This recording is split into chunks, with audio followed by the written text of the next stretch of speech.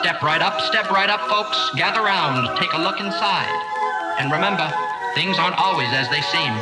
Welcome to the Phantomat Freak Show.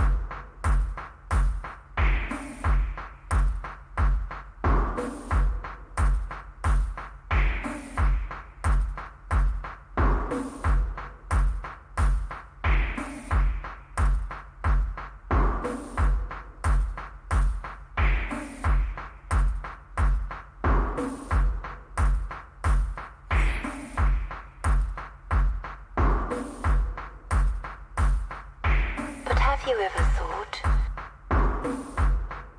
what if this is all just a dream?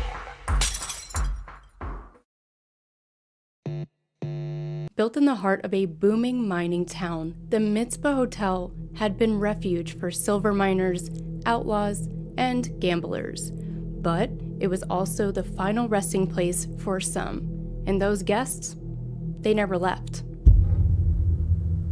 Today, we're peeling back the layers of history, tragedy, and paranormal mystery that make the Mizpah Hotel one of the most haunted places in America. It all started in the 1900s when prospector Jim Butler stumbled upon what he thought was a worthless rock.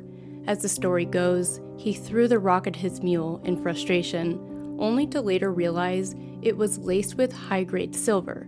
That accidental discovery sparked a rush, and within a few years, Tonopah became a booming mining town with over $250 million worth of silver extracted from its hills. With wealth flowing through the town, Tonopah quickly transformed. By 1907, the Mizpah Hotel was built, a 5-story luxury oasis in the middle of the Nevada desert. Named after a biblical term meaning watchtower or beacon, it had electrical lights, steam heat, and even an elevator, which was unheard of luxuries for its time. It wasn't just a hotel, it was a symbol of prosperity, a gathering place for the wealthy elite, miners, gamblers, and outlaws. If you had money or you wanted to make it, Mizpah was the place you wanted to be. But prosperity came at a cost. Mining towns like Tonopah were filled with danger. Underground tunnels collapsed without warning, toxic gas filled the mines, and violence often broke out over claims and riches. By 1911, a deadly fire swept through the Belmont mine just outside of town, killing 17 miners. The tragedy cast a dark shadow over the community, and some say that shadow followed people straight to the Mizpah. While the Mizpah thrived as the centerpiece of luxury, it also became the backdrop for heartbreak and drama. It's said that more than a few deals were struck and broken at its poker tables. Lovers fought behind closed doors, and some people checked in, but they never checked out. Life was fast and often short in Tonopah, and for many, the Mizpah became a final resting place. The silver boom couldn't last forever. By the 1920s, the mines began to dry up, and Tonopah's population dwindled. But the Mizpah remains a haunting reminder of the town's fleeting prosperity. Over the decades, the hotel changed hands a few times, fell into disrepair, and even closed for a time before being restored to its former glory. But with that restoration came a chilling realization. The Mizpah's past had never truly left. One of the most famous ghosts here is the Lady in Red, and her story is as mysterious as she is. Some say she was a high-class lady of the evening. Others claimed she was a lover, betrayed by a man who she trusted the most. What we do know is this. She was killed on the 5th floor in the 1920s, right outside of what is now room 502. According to staff, when they were doing renovations, the carpet was lifted up and her bloodstains still remain on the floor till this day. Over the years, countless guests have reported encounters with this Lady in Red, her spirit being so popular that the hotel dedicated a room in her honor, naming it the Lady in Red Suite, and it's located right across from where her body was found. One of the most chilling aspects of her hauntings is her ability to communicate. Guests have reported hearing whispers in their ear, feeling a gentle touch on their shoulder, and even having their name called out by a disembodied voice. Many have claimed to smell a rose-like perfume scent that seems to appear out of nowhere, then disappear just as quickly as it came. Though not all encounters with the Lady in Red are frightening. Some guests believe she's a protective spirit. She's been known to warn women about untrustworthy men and even intervene during arguments. So the question is, why does she still linger here? Is she searching for justice, for closure, or simply for company? Paranormal investigators have tried to connect with her using EVP sessions, spirit boxes, and even seances. While responses vary, there is one word that frequently comes through: love.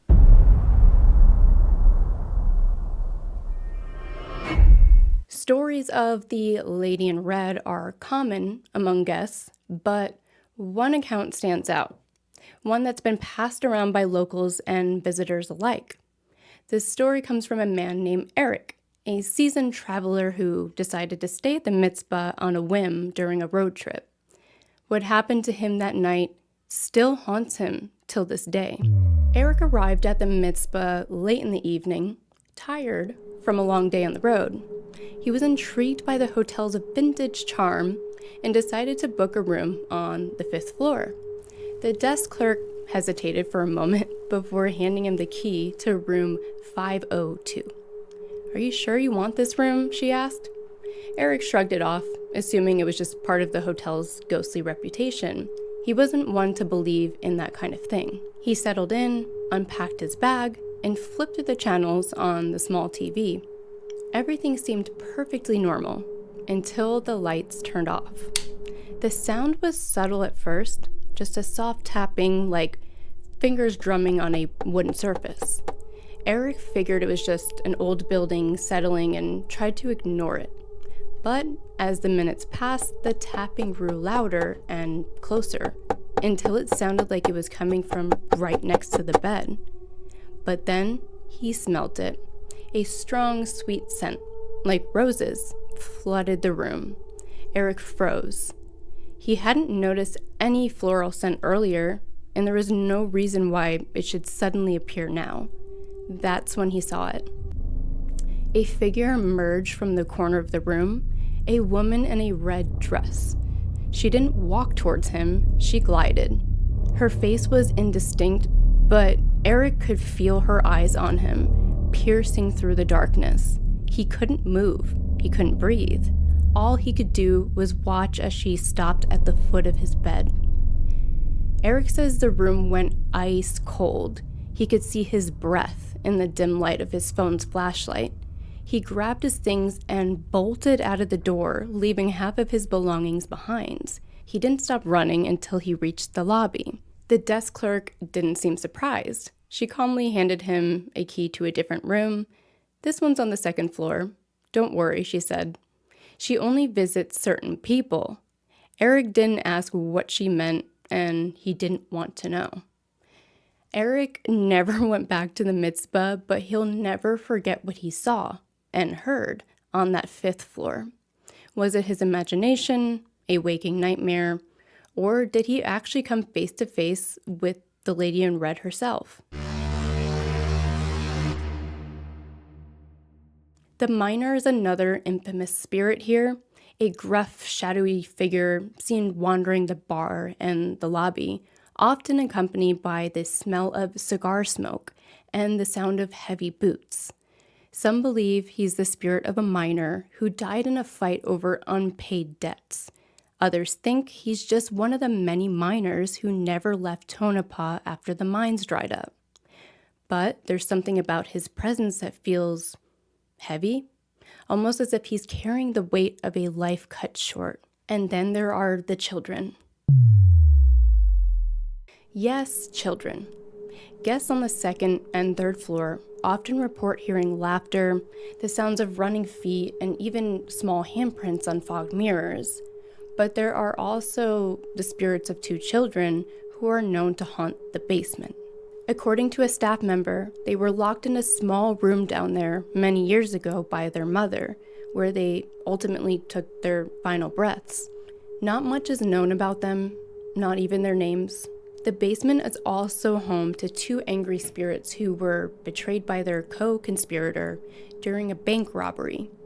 Everything in Tonopah used to be connected through underground tunnels, and after attempting to get away from their heist, one of the three decided he wanted to keep the money without splitting it, so he shot the other two men. You guys know I had to see it for myself, so I packed my ghost hunting gear, booked a room on the infamous 5th floor, and prepared for a night I would never forget.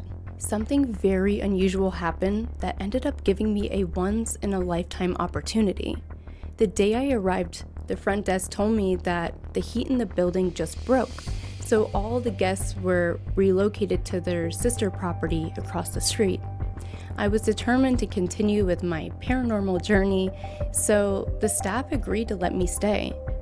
Not only that, but they ended up allowing me full access to the basement. What I didn't know is that I would be the only living person in the Mizpah that night, as everyone, including staff, left, leaving me to fend for myself from the many spirits at the Mizpah. Here are some highlights of things I experienced that night.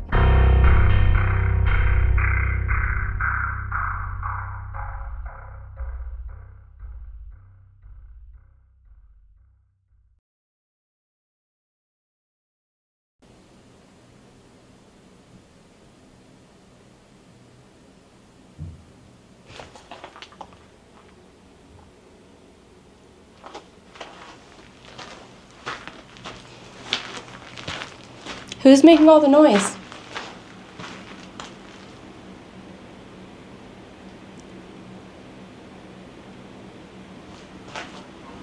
Oh my god, oh my god, oh my god.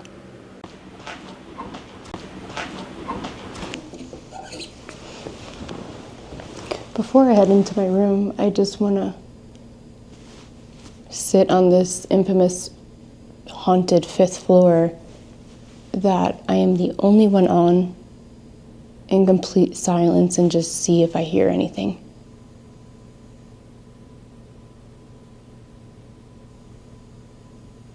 Rose, can you say hi into my mic?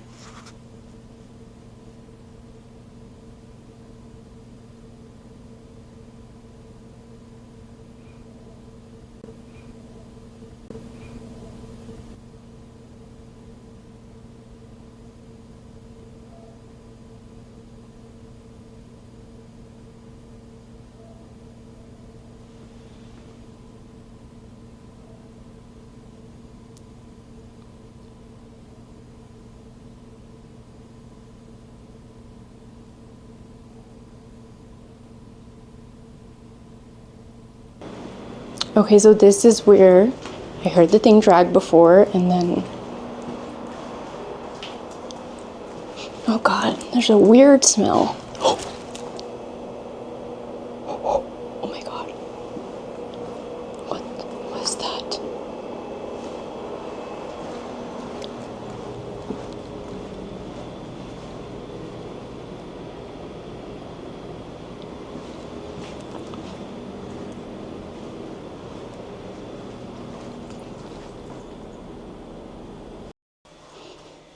Okay, to all of the kids that might be in here, my name is Lindsay.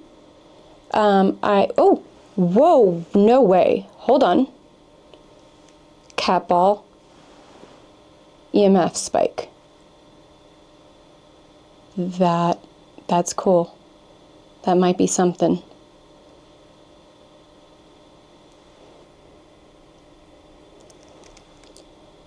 So to the kids that might be down here, my name is Lindsay. I am what? Oh my God, wait. Do you like that my name is Lindsay? Do you like my name?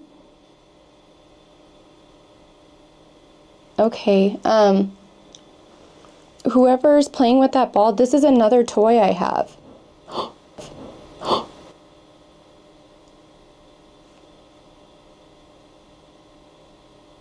That was loud. Raphael. Okay.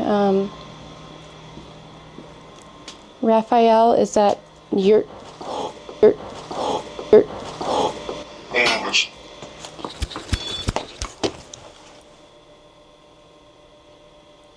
I don't know if you guys realize how loud that was. Oh.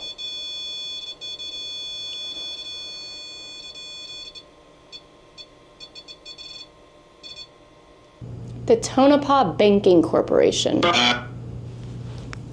How much money did you want to take?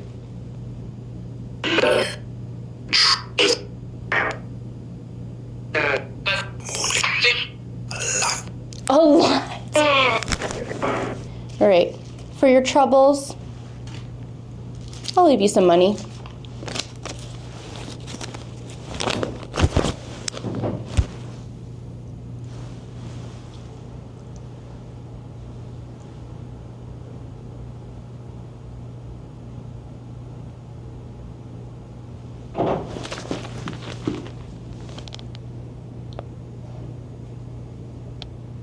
I genuinely don't know what that is because I'm in like a bricked-in room.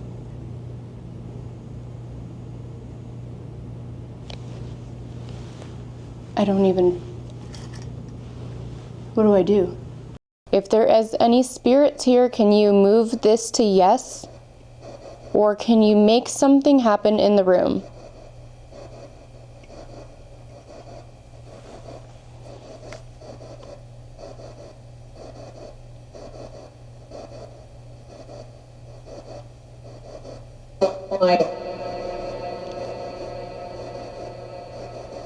Whoa, that's weird. Hold on. So, just before, the word bank said Jacob. It said the name Jacob. And just now, this said Jacob is not who he says. Jacob, who are you? Jacob? I'm hearing ringing in my left ear. Okay, it seems like we're dealing with a Jacob. Jacob, who are you?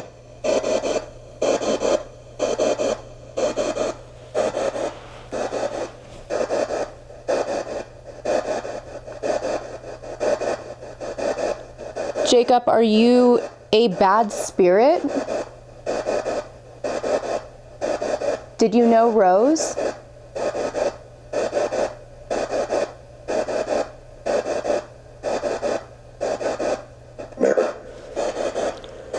That straight up said murder. That said murder.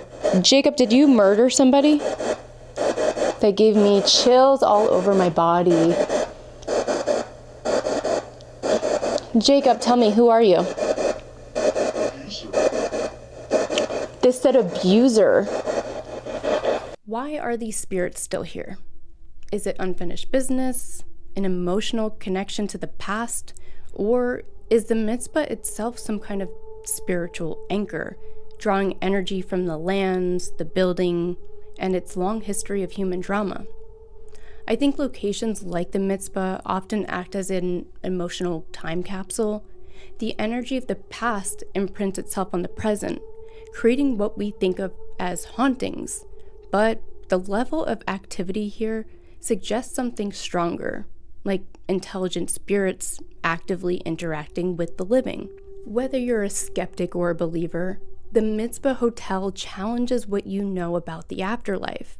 The next time you check into a historic hotel, take a moment to listen. You might hear more than just the creaking floorboards. So with that being said, my question for you is, would you dare to spend the night at the Mizpah? Next week, I will be dropping my full investigation, so if you aren't already subscribed, don't forget to hit that button so you don't miss it. And if you've already spent the night here and have had an experience of your own, drop a comment below. I would love to hear your stories. Thank you guys so much for watching. Love you all. Until next time.